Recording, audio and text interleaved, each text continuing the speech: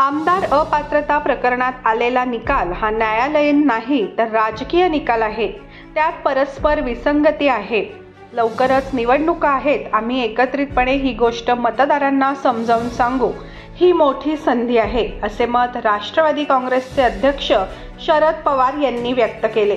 उद्धव ठाकरे या निकालाच्या विरोधात सर्वोच्च न्यायालयामध्ये जातील आणि तिथे त्यांना नक्की न्याय मिळेल असा विश्वासही त्यांनी व्यक्त केला।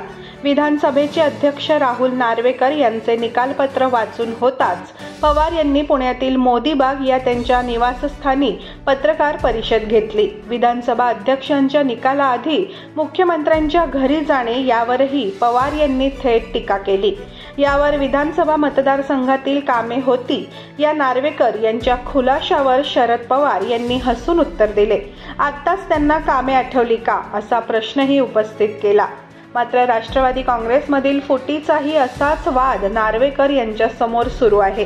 त्या संदर्भात वारंवार विचारूनही पवार यांनी उत्तर दिले नाही। या निकालात सर्वोच्च न्यायालयाने दिलेल्या गाईडलाईनचे पालन झालेले नाही।